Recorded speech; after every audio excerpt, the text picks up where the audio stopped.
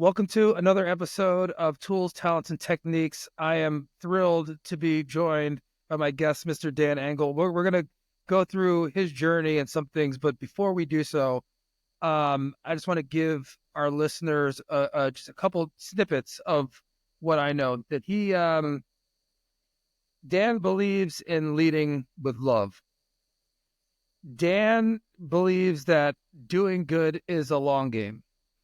That is the name of the book that he's coming out with, but more than anything, like, this is the essence of who this man is and what he's done.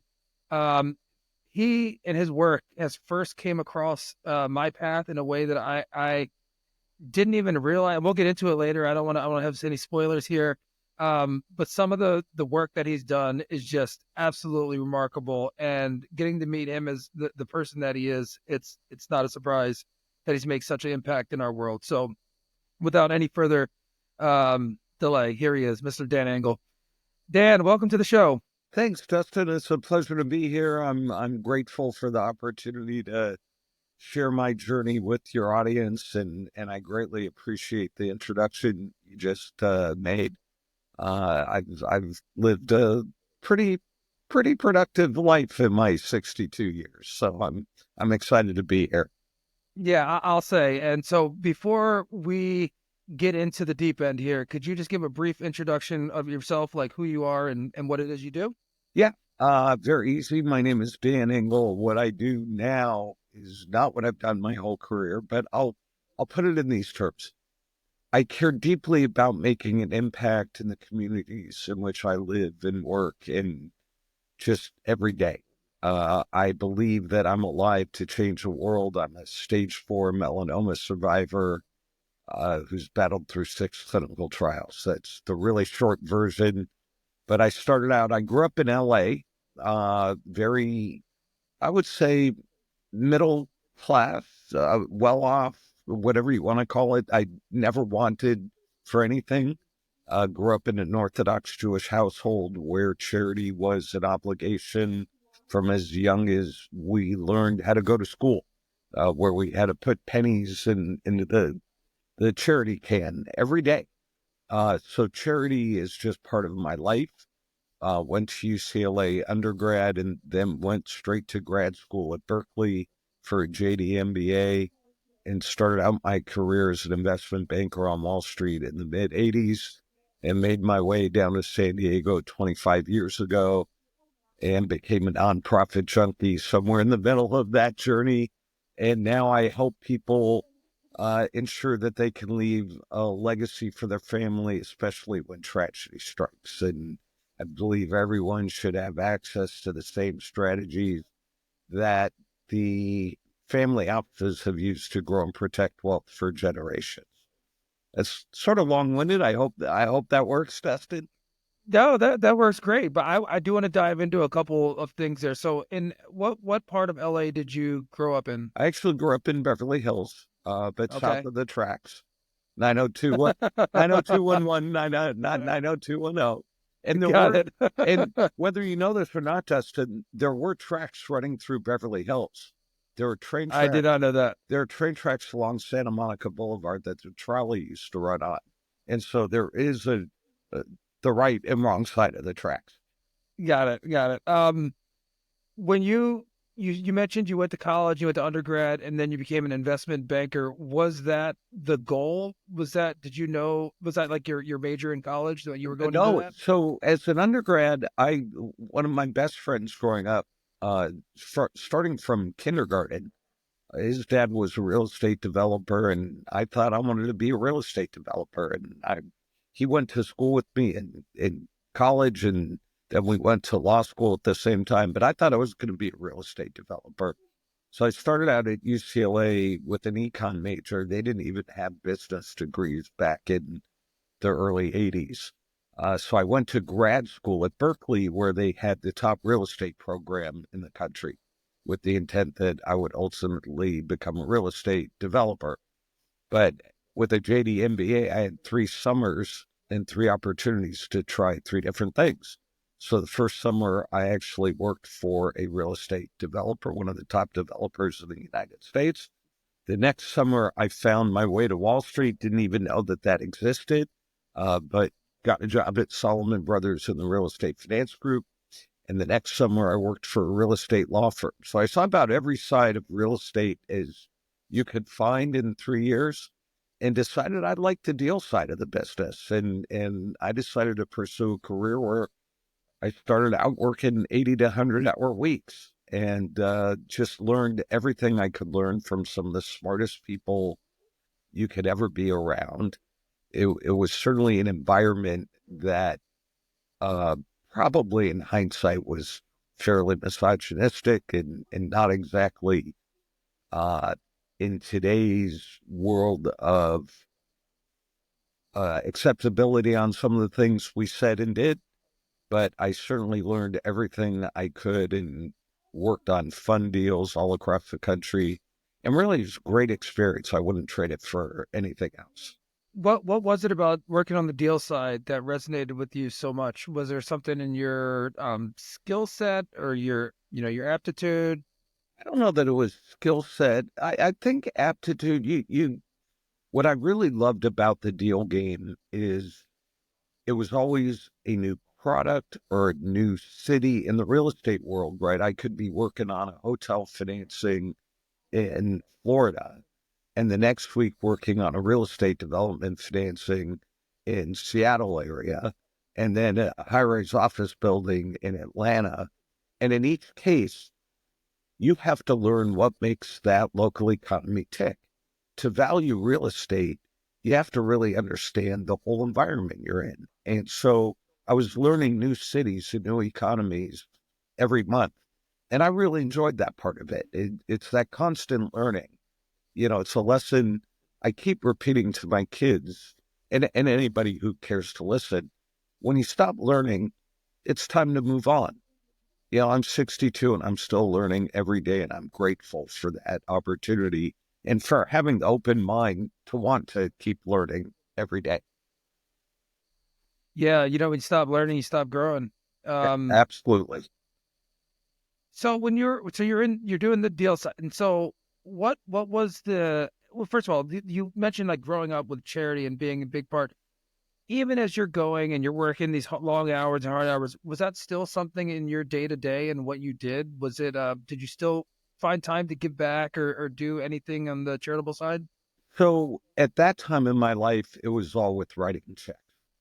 Hmm. That's one of the privileges and obligations of making a good living is, and when you work 80 to 100 hours, it's really hard to give back with time, but Hmm. it's not hard to write a check.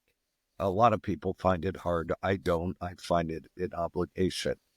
Uh, it was when I moved to LA in um, 90, in 90, and was still at Solomon Brothers, and I went to work for a real estate restructuring firm. And the guy I worked for there actually spent a lot of time giving back at City of Hope. That was his favorite charity, and he gave back in time. But then I went to work for a guy named Andy Astrachan, who became my real mentor in life and someone who to this day, I value what he taught me more than almost anyone in the world. And Andy really showed me as a contemporary what it meant to give back with time. Andy was the guy who spent every Friday afternoon mentoring kids in Watts. And even at one point, one of the kids he mentored, his mom went to jail, and he brought him into his home and got him into a better high school. Ultimately, Johnny went off to college and law school and now is a parent and owes everything to Andy. But Andy just really showed me what it meant to give back with time. I think Hmm. it was really when I started giving more of my time when I got sick. Hmm. I was in LA, it was 99, and I had my first bout with, at the time, stage 3 melanoma. And I had a 50% chance of it recurring. So I enrolled in a clinical trial. That was my first clinical trial in 99 to prevent recurrence, and decided to move to San Diego to be near my wife's family because they're really close to the kids. And 5 years later, after that clinical trial ended, and my cancer came back a year later. So this is like 6 years, a year after the clinical trial ended. I spent 2 years doing nothing but battling for my life, going between 10 surgeries, radiation, gamma knife surgery on a brain tumor, and 6 clinical trials. And How did I want to like how did you first get diagnosed with was it just a general screening or was oh did you no, this was um God looking down on me and my family, literally. I used to get a short haircut every 4 weeks. It was just like clockwork. And one day I'd come home from the haircut and I was playing on the steps of my home underneath the skylight with my 1-year-old daughter. And my wife walked by and looked down and said, "Gee, you got a spot on your scalp. You ought to get it checked out." And I went to a dermatologist for the first time in my life, because who goes to a dermatologist if you don't think you need to?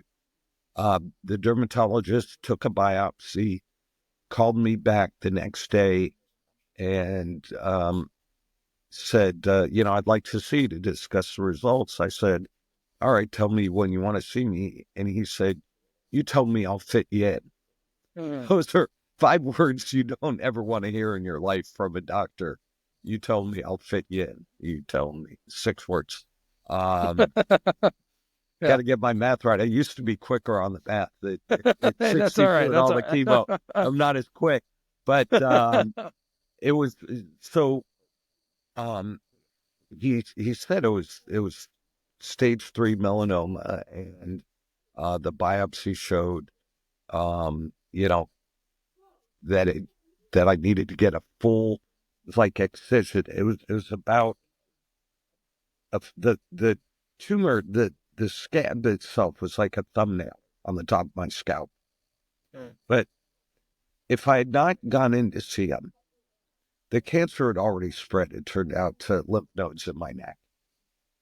Had the sun not been shining down through the skylight, and this is why I say God looking down on me and my family, and it had gone on even 3 months more before I got it checked, that cancer could have spread from one lymph node in my neck throughout my body and metastasized elsewhere. And at that time, there's really nothing scientifically to cure stage 4 melanoma. There still really isn't. There's been a lot of advancements, but I was lucky. I mean, if I can't view that as God looking down on me and my family, and I'm not a particularly religious person anymore, but I'm a spiritual person, and Mhm. that's what I believe happened. Well, It's extraordinary, right? And I talk about the haircut, and the woman who gave me my haircut had noticed a scab like 4 haircuts prior, and said, "Gee, did you cut yourself?" No, when would I cut myself on my head? And she never mentioned that the scab was still there the next 3 appointments. So when I showed up with, because they did the full uh, dissection on my scalp and had to do a skin graft for my chest, because your scalp can't pull that tight. And I showed up with a big chunk this big missing from my scalp. She just like turned white as a ghost. mm. And I said, look, you didn't know. Now, what I'd like you to do is anytime you see something like that on another client, please share my story and send them to a dermatologist ASAP. Yeah. Always Wow. learning and always sharing. Yeah. Um. Wow. So from that you got into that clinical trial and how does that work with the dermatologist and the doctor? Are they saying like, okay, these are your options. Like these are the things we recommend this one. Like how does that Once process work? once you once you leave the dermatologist and go to the oncologist, or in this case, it was a surgical oncologist, Hmm. the dermatologist is really out of the equation. And it was Okay. the discussion with my oncologist where it says, okay, you've got a 50% chance of recurrence in the next 5 years. My question was, what can I do to boost the odds in my favor. And Mhm. at that point, this was 99, there were only 2 clinical trials in America for stage 3 melanoma to prevent recurrence. So I had a choice if I could enroll, and you have to qualify for one trial at Sloan Kettering in New York, or in Santa Monica, where I was living in L.A. And I chose the trial in L.A., moved to San Diego not long after, but I would go to L.A. every 3 months, and I would get scans every 6 months and just see how I was doing. And at the end of 5 years, you're sort of deemed out of the woods. But a year after the trial ended, I had that first recurrence, and I had a similar doctor call. Here, I had felt something behind my ear, and I went to an ear, nose, and throat guy who took a biopsy, and I got a call from him. Yeah, you got to come into the office.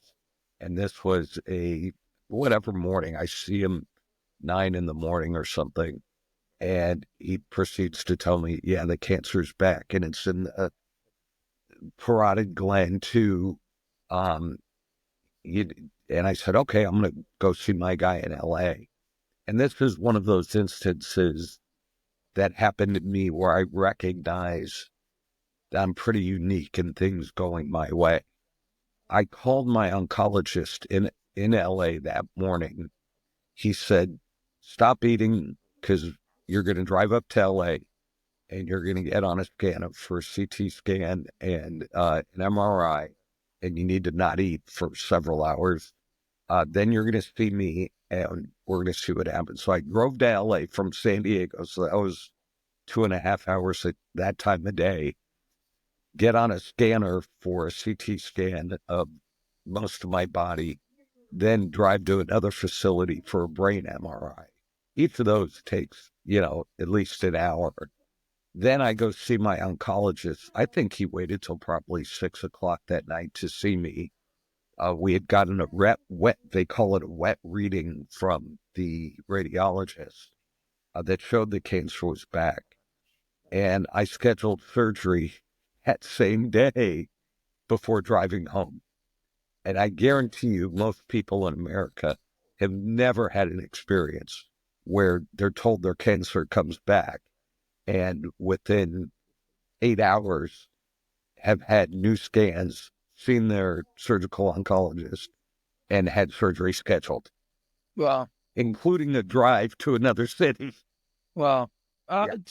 and so when all this is happening, like where are you? Like, how's your family handling this? Like, what about your day job? I mean, is Those everything are else those are kind of great questions, Dustin. So my kids at that point were, so this is 6 years. So Sam's 10, Jordan's about 8. I think I worked for a company at this point that I was very senior in the company. I reported directly to the CEO and COO, and they just said, just get healthy, do what you have to do. Again, another example of being very fortunate that I didn't have to worry about, if I take off time to go get treatment or whatever, am I going to still have a job? Am I still going to be able to put food on the table? I had great insurance, which helped. My kids, at that point, they understood um, better than at 1 and 3, or 1 and 4.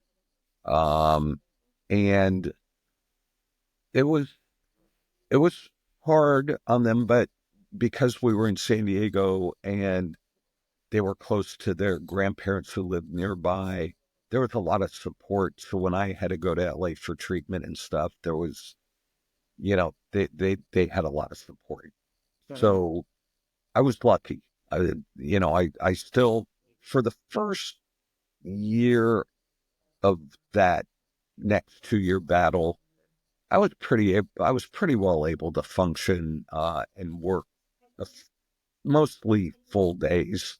But I also, at this point, is when the light bulb went off, and we decided to start the Miracle League of San Diego.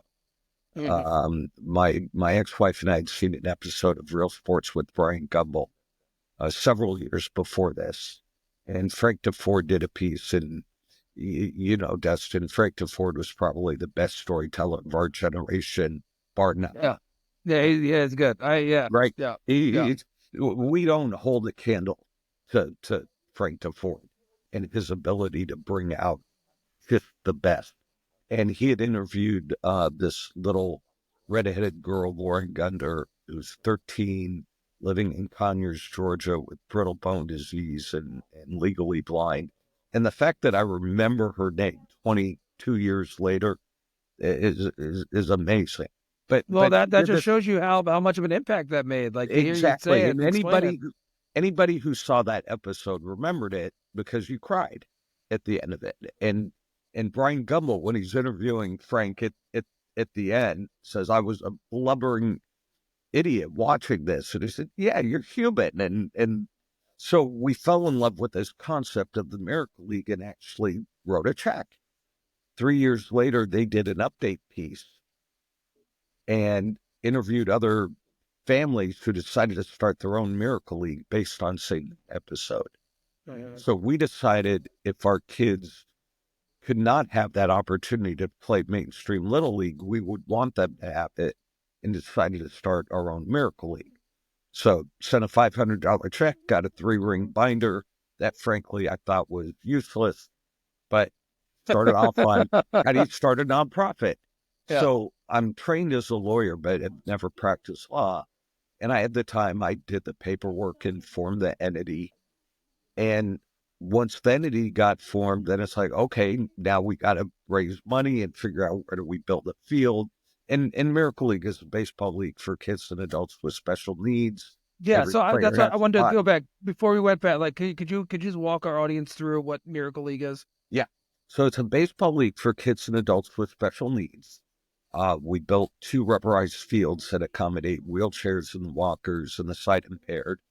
Every player has a buddy who helps them on and off the field. And in fact, over the years, I've come to realize that what we are doing, and I trademark this phrase, is nurturing philanthropic souls, because we're teaching kids at a young age how good it feels to give back and help others. So every player is a buddy, and the Padres have been my partners since day one. There are now over 500 Miracle Leagues around the country, but I'd like to think our Miracle League of San Diego, now finishing its 17th year of operation, is one of the best run in the country. I'll stand up to anyone. It's the best recreational opportunity for kids with special needs and adults. We have players aged 5 up to 49. I have 350 players in our league. We have a competitive division with players who don't have buddies. And the truth is, we didn't know what we were doing in starting it. Mm. We didn't have any connection to the special needs community. We just had this affinity for baseball and wanting kids to have that opportunity. And so for 2 years, while I'm battling for my life, going again, 10 surgeries, radiation, 6 clinical trials, I had a purpose outside of work, because I worked for someone who said, just get healthy. And I was so senior and set things up in a way that they didn't need me day to day. I was actually pretty good at my job. The little bit of my ego showing up, but it's the truth. Hey, wait, More shout it. If you, confidence. I I know love what it. I'm I good love it. at. I know what I'm not good at. I love it. But this gave me purpose. And I would, I mean, I remember very clearly I was in the middle of 4 rounds of something called biochemotherapy. And Dustin, this meant I was in the hospital for 5 days at a time, getting a combination of 3 forms of chemotherapy plus 2 forms of immunotherapy, all 5 of them highly toxic. So 5 days of that, then Yeah. had to wait and go to the doctor's office for IV infusion the next day. And then 5 days of home IV infusion. And then I had 10 days to try to recover before going through it again. So the 21-day cycle, I did 4. Nobody ever had done 4 before me. And I had gone from probably 170 pounds down to 130. I was almost at high school wrestling weight, Wow. pants falling off me, and I was going to community meetings talking about Miracle League and trying to raise money so that we could build a field. But it gave me purpose. And no matter how cold or thin or scary life was, I had this purpose outside of seeing my kids grow up, to build the Miracle League. And so you asked again about my family and how were the kids dealing with it. When it kept coming back, the conversations became more difficult. They'd say, "How did God let this happen to you?" And I had a hard time coming up with a good answer for that. But people ask, "How do you keep going?" I was like, "Well, I'm going to see my son, his bar mitzvah at the age of 13. Then I want to see my daughter's bat mitzvah when she turned 13." And I set all these, I would call intermediate term goals. I didn't believe short-term goals worked for me. And I thought long-term, given the prognosis, was too much. When I was diagnosed with stage 4 melanoma in 2005, the 5-year survival rate was less than 5%. So by all odds, Wow. I've beaten the crap out of all the odds. But something I always say, the only odds that matter, the only statistic that matters is yourself. Everybody in science is an N of 1, a study of 1, right? So what do you always need to do to increase your chances of survival? And that was the way I lived my life. And Miracle League became a big part of that, Dustin. It gave me this purpose outside of seeing my kids at school, that if I could develop this, build a rubber field and figure out how to bring people out there, how cool would that be? And I thought, honestly, at the time, we're going to find people to run it and we'll have built it and it'll be great. But the very first opening day, which was in May 2007, came 2 weeks after my first clean scans in 2 years, when I was deemed in remission. It is a very spiritual place. We had no idea what we're doing. We were signing up people the very last day. And we had, I managed to get on the air with Scott and BR, who were the local sports radio guys, and talked about Miracle League. I was supposed to be on for 1 segment, wound up being on for 2. And all of a sudden we had people calling in trying to volunteer. And all of a sudden, okay, how do we recruit players? I didn't have any, I didn't know anyone with special needs. Had Yeah, to figure that. that's what's so remarkable about this. I mean, that's one of the many things that's remarkable about this. There was no direct link to this community. It's just like you were inspired and you were like, how can I be involved? And you did it. And then it just blossomed from there. I'm not taking away that there's a lot of other things and hard work involved, but the fact that you're like, I don't have a direct link to this community, but like, I No, still want to make it happen. and it just, and once I was out there, if you see my smile from the picture on our very first opening day, it's still the best smile I've ever had in my entire life. Yeah. Being on that field and having Randy Jones, who's a Cy Young pitcher for the Padres, being that opening day MC, and Jake Froman, the very first player who ever signed up, who was in a wheelchair, throwing out the very first pitch, and cutting the ribbon.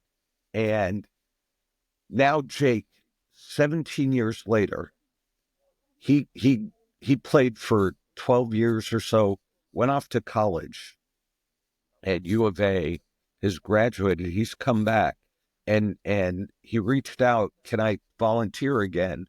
And he comes out and coaches.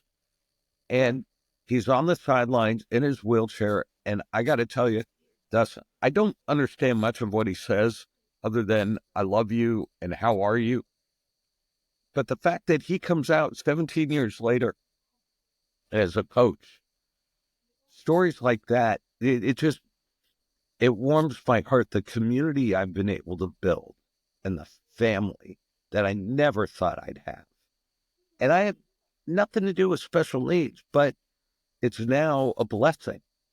If you know families with kids with special needs and adults with special needs, they'll tell you they learn more from their kids every day than we could ever imagine.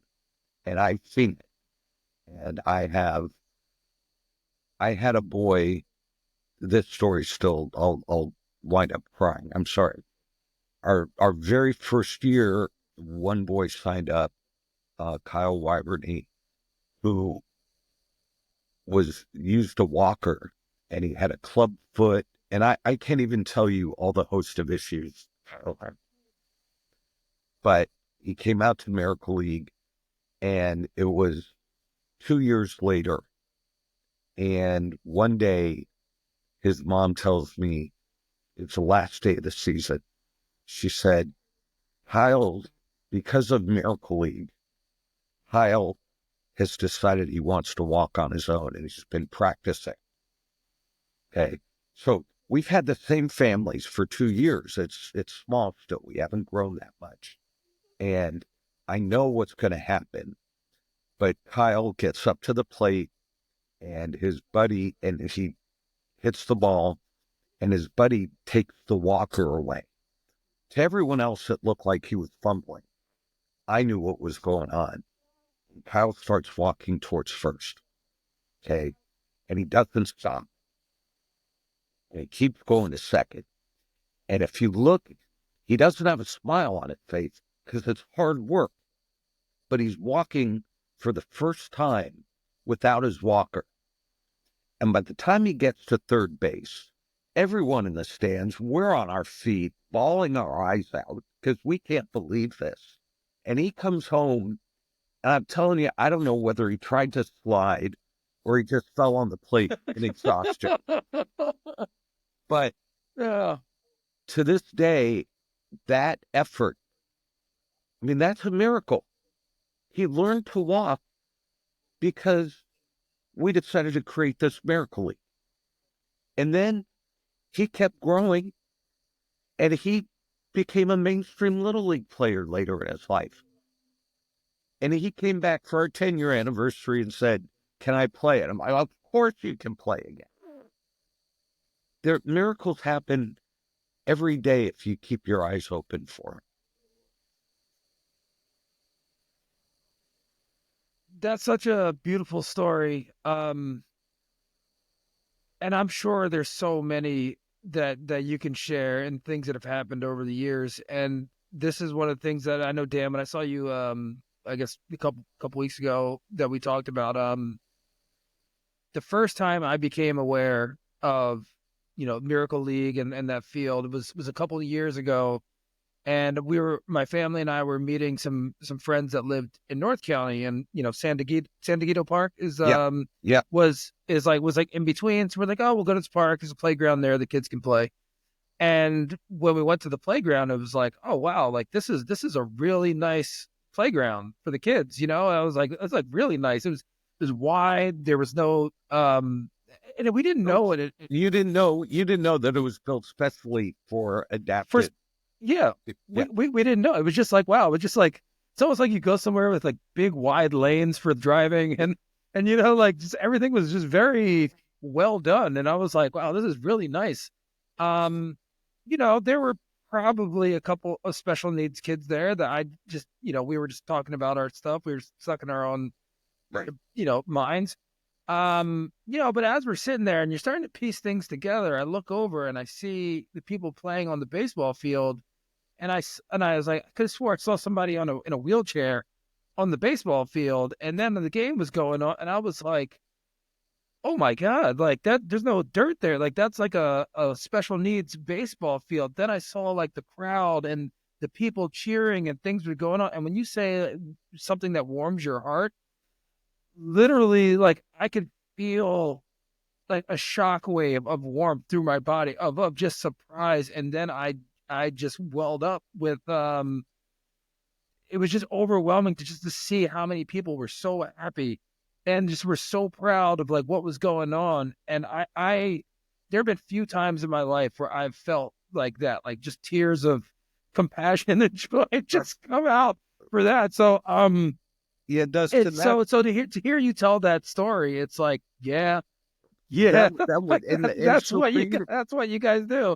yeah, so for you to say that, Dustin, that means a lot. And what you can't realize, so our community and our mission, I say, is to make sure every participant walk away saying they had a great day, whether you're a player, a buddy, a coach, a parent, or a volunteer.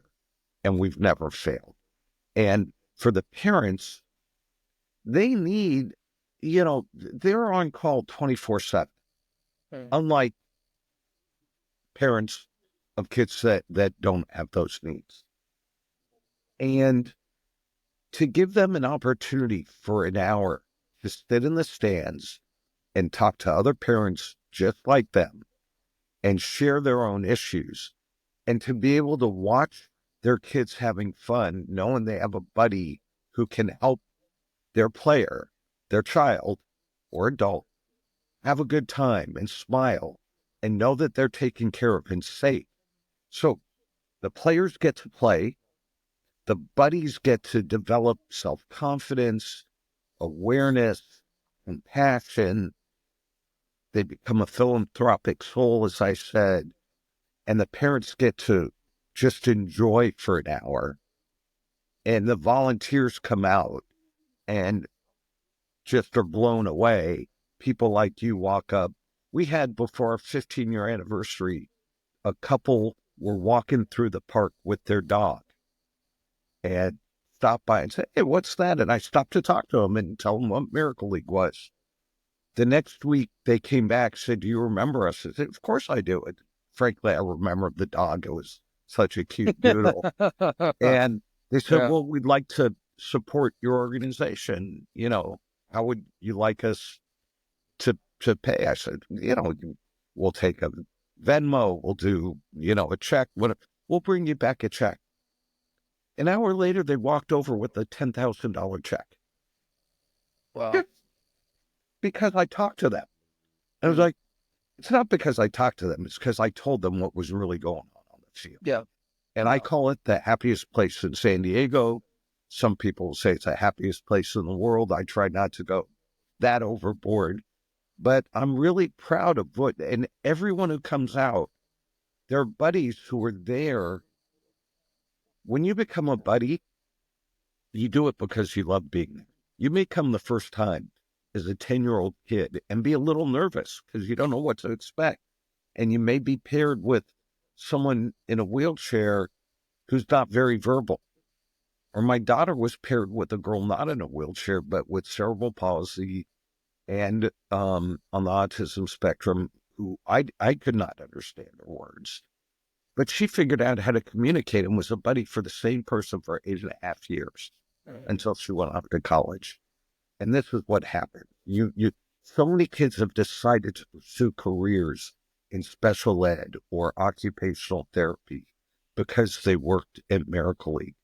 I had, this is sort of after COVID, when we came back, because we obviously had to take during COVID. We were at Bell Middle School, our other location, and there was a TV crew out there filming. And I get tired of doing the interviews because I've done it. I'm not the story, right? I'm really not. The field, the people, the buddies, the coaches, the volunteers, they're the story. So I had Natalie Alfaro, who's a dear, sweet girl who has been a buddy for her brother, Giancarlo, for all 17 years now. And she started at 6 years old, even so younger than most buddies start. And she's talking to the cameraman and talking about how great it feels to be back at Miracle League and how much it means to her. And she says, "We're only here because of Dan, and Dan's like my second dad." Like he's seen me grow up, and I can't believe that. And when people tell you that, it's like, yeah, I love her, I adore her. This girl I give anything for her to help her in whatever she wanted. But when people tell you that level of impact, kind of shocks you and blows you away. Hmm. And I don't know how to deal with that sometimes. It's hard to be humble with that, but I try to be humble, but the impact, I feel I feel lucky to be alive every day. Every day I'm alive is a good day. And I believe I'm alive to change the world. That's why I give back every day. I didn't go through what I went through just to be a selfish, you know, person. My role is to make a difference in the world every day. I wanna unpack that a little bit about what you're saying about, you know, being humble, but like there's there's a certain level of confidence that you have to say, like, I'm here to change the world. Yeah. Humbly. No, no, no. So hold on. Like, let's unpack this. Like, but humbly, I feel like I can make a difference, and I can because I've seen the difference that I made in people's lives, and something that may seem small or be small in the moment, or like you don't have to have it all figured out. Like you said, when you first started, you were like, I don't know how to do this, but I'm going to do it.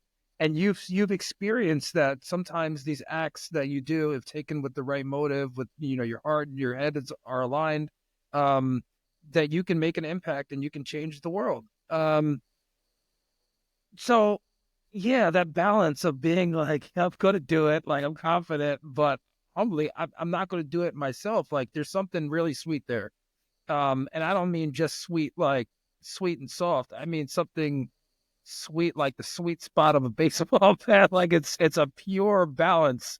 Like when you hit something the right way, where golf ball, whatever it is, like there's something real sweet there. So I hear what you're saying, but I also understand that there's Well, levels. There's levels yeah, to and I this. appreciate that. That's and there is a balance. You can't. I don't believe you can be successful at anything without having the confidence to deliver in what you set out to deliver.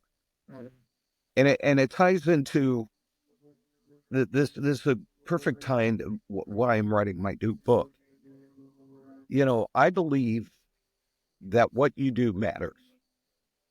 What you do matters, and everyone needs to share that belief in themselves that what you do matters. And sometimes people ridicule you for that. Some people tear you down, and I hate that. That I hate when people tear other people down. Right? We need to always be lifting people up. And I've been fortunate. I've worked a lot of different jobs in my career. I've been very successful. Miracle League, 17 years. It's about lifting people up and telling them what you do matters. Lead with love. Whatever you do it with love and passion, loving kindness, gratitude.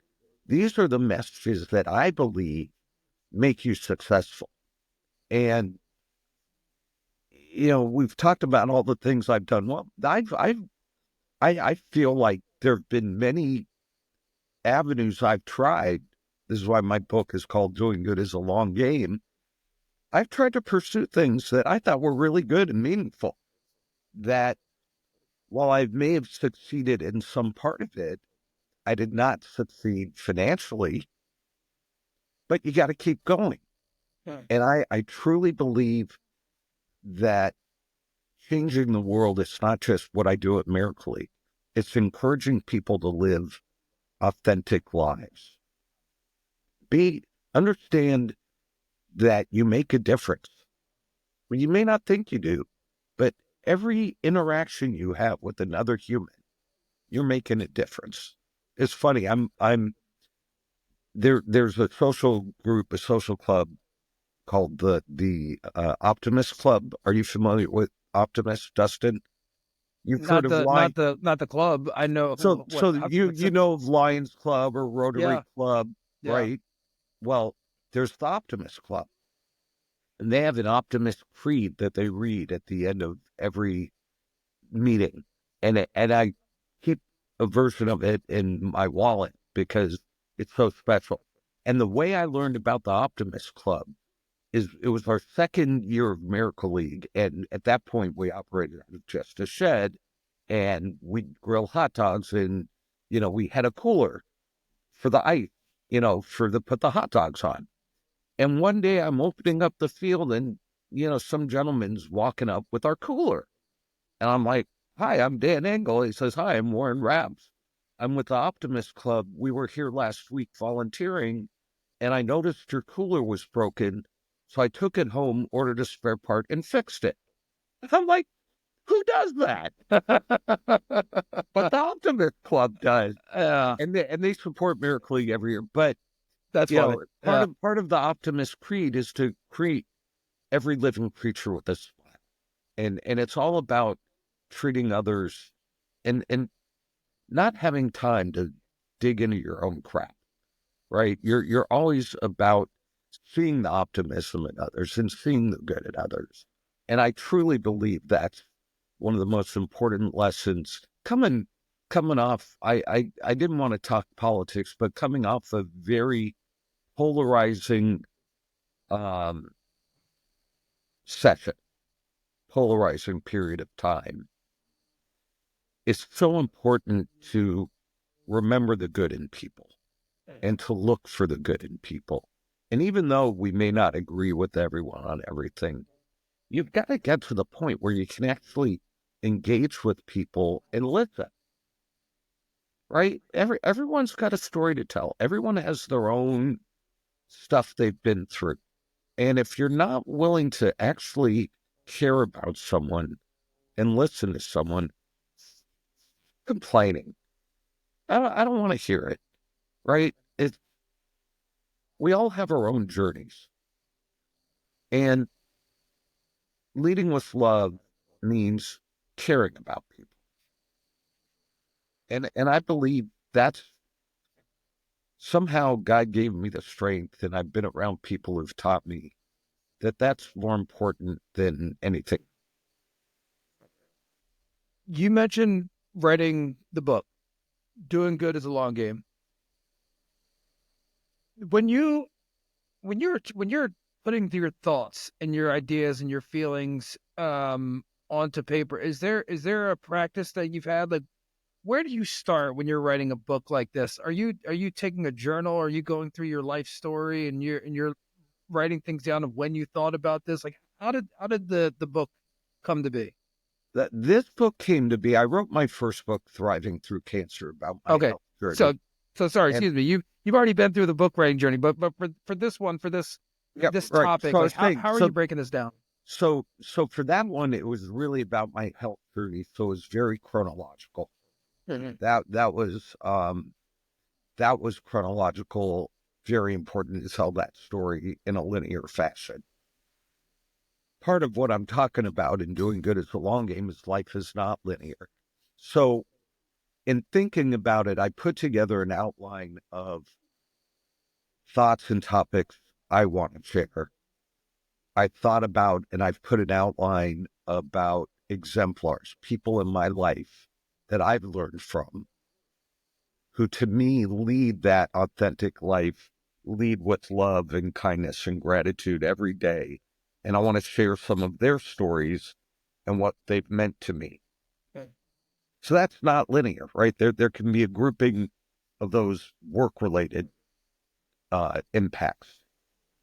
So it's still developing. I'm not as far into it as I'd like. When I get into a writing mode, I just sit and I type. I Mhm. and I just sit at the computer and it just starts to flow. But I also edit as I go. I'm weird in that way. I'll edit as I'm going and go back and rewrite. Just I think it probably took me 20 hours to write my first chapter that I shared with you. Mm. and to hone it. And it still needs work. But then I'll read when I get to the next chapter, I read the first one and start typing the next one. I have a different file open with my notes of what I want to write and the topics and, you know, pulling some quotes that I want to share. It it's not a linear process. It's just where my brain goes at a certain point of time when stuff comes to me when stuff comes to me that I want to write, I absolutely go and put it into, even if I can't write, I'll put those notes down into the outline Yeah. and just throw them out there because I forget things. So that my process, well, when it comes to me, I definitely open that file and add the notes of the stories I need to tell. Well, just like you mentioned before, everyone takes their own journey in life. Like what everyone has their own process of going about something, and especially something like this. And that and even your process can evolve. But what I've seen so far is really good. Well, That's why I was asking. Like, wow, this is well, this is good. well, I know, and I know you're asking me because your whole theme is tools and techniques, and what have I, what have I used in my years? What has helped me? And I But wish I could. I think writing things down in general, like, is thinking, having the idea, but if you never write them down or have some type of process to making a thought into reality or whatever it is, like, then like that's a big piece of it. So that's why I was wondering, like, how you went about that. Yeah, no, I appreciate that, and you're right. And especially as one gets older and one's memory becomes less good, less quick, I have to write things down. For me, that's critical. And if I don't write it down, everything I do, if I'm not writing lists, I can't follow through because I Yeah. can't remember. And I have this affliction called chemo brain, which even though it's been over 18 years since I'd had chemo, I still get afflicted by this inability to find words. And it's not really memory loss. It's just I can't find a word that I know I know. And it Mm. frustrates the crap out of me. Yeah. And that's different than writing things down. But again, that's my journey. And the flip side is I'm alive, so deal with it. Yeah. And I just keep doing what I do. I want to before we close up this conversation. There's things that you've touched on that are still resonating with me, and it's going to and meeting you and getting to know you better. I know this is going to continue to develop. I And hope so. I oh hope so. yeah, oh of course, I'm not you're not getting away from me there. Uh, Hey, you neither, Dustin. so one of the things that I really think about when you talk about change, about like you never know what it is in that moment, or what you can say, or what you can write, or what you can build. But just took that one thing that you did, that you'll never know, like what ripple effect that will have. And just, I mean, I'm so grateful for everything that you've done so far, even to this point, because I know you're not done. Not, But just not think even about close. but Not think even about close, my not even friend. close, but think about all the ripples in other people's lives that you made, that you probably don't even see. I mean, I'm sure you can't see all of them, but hopefully in some way that you feel them in your life, in the joy and what people feel in their lives. I'm really hoping that you feel that Oh, you get that love Dustin, back. there's no doubt. In every Saturday I'm at Miracle League, it resonates. I mean, I was there during the season, which we have a spring and a fall season. I'm there all day Saturday from 9 a.m. when we start setting up till 5 o'clock when we finish our seventh game. And I announce games when our regular announcers aren't there. So this season, I've had 1 week where I announced 5 out of 7 games, and this week I didn't have to announce any. And then I'm there Sunday, from 9:30 to 12 with our competitive division and kids who play by the rules and we had a triple play 2 weeks ago. That's amazing. And Yeah. yes, an absolute real life triple play. And the kids who got out, cheer on the players who got them out. Okay. This is the joy of the Miracle League. I experience it every day, and I see people, and I see buddies who were there before and come back. And I see on Facebook, kids who are buddies who are now nurses or whatever, and I'm so proud. And yeah, there's no shortage of appreciating the ripple effect. Yeah. And I love that you use those words, ripple effect, because one of the exemplars I'm going to write about in my book is a guy in town who runs the Conrad Prepis Foundation. He came out from Pittsburgh, and he challenged me when we're talking about some impact to think about ripple effects, because I was talking about healthcare and really serving in the community, and there are so many ripples, and if to be a really effective philanthropist, effective giver of time, effective influencer, you have to think about all those ripples. Think downline. If I do this, what happens next? And what happens next? And what happens next? So as I think about healthcare and early intervention, which I think is so important. I'm not a doctor, but I know the patient experience more than anybody in the world. I mean, there are others who know it that well, but as well as anybody in the world, early intervention is so key to success. To be able to conquer medical issues. Okay, so if you go into less affluent communities where people are more afraid of doctors and don't have that trust factor, and you think about how they're afraid to go get a test.